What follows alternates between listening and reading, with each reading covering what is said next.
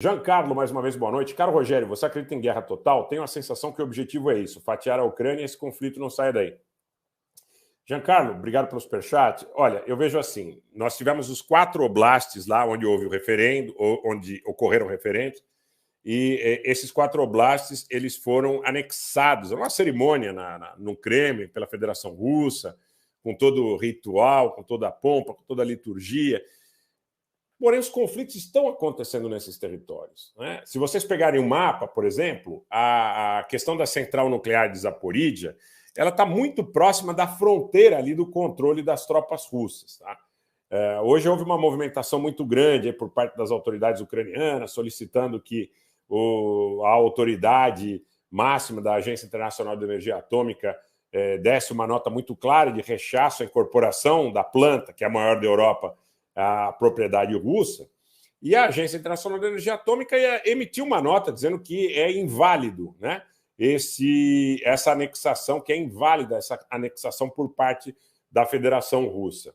Mas, por outro lado, a Agência Internacional de Energia Atômica irá a Moscou para conversar e para negociar em relação a essa planta. Mas essa planta está muito perto da zona de combate. Ela continua sendo uma ameaça latente em relação também à perspectiva de um acidente nuclear que não seja emanado, que não parta do lançamento de artefatos por parte de uma e de outra parte.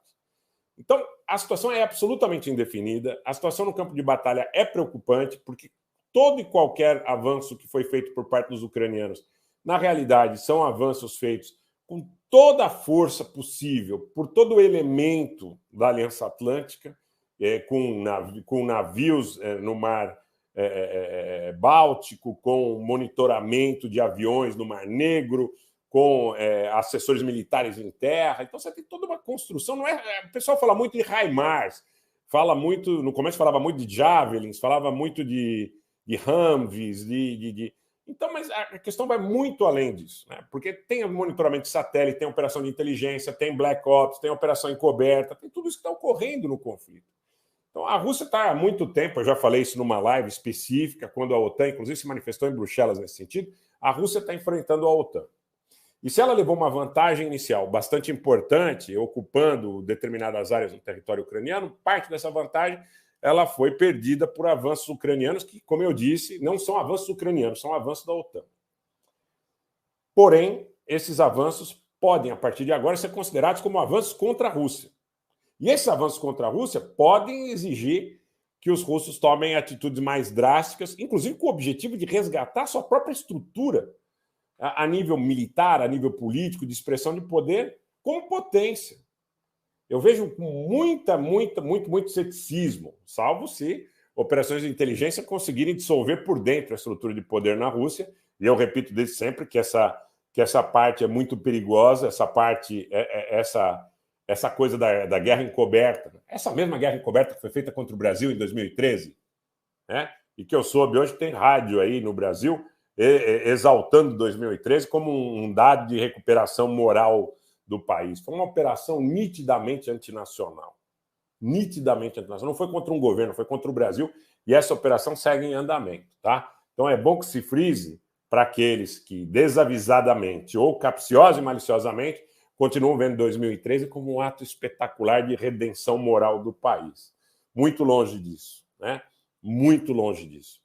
Então, eu vejo, gente, que na realidade, a partir da anexação formal e a partir desses contra-ataques da OTAN, as coisas vão ficando muito complicadas. A ressalva que eu faço é que, se houver operação de sabotagem dentro do território russo que possa levar a algum tipo de desgaste na própria conformação da estrutura de poder civil-militar, nós poderíamos entender como um outro aspecto da guerra subterrânea que, eventualmente, evitasse um embate de características mais destrutivas, eventualmente, quiçá até nuclear.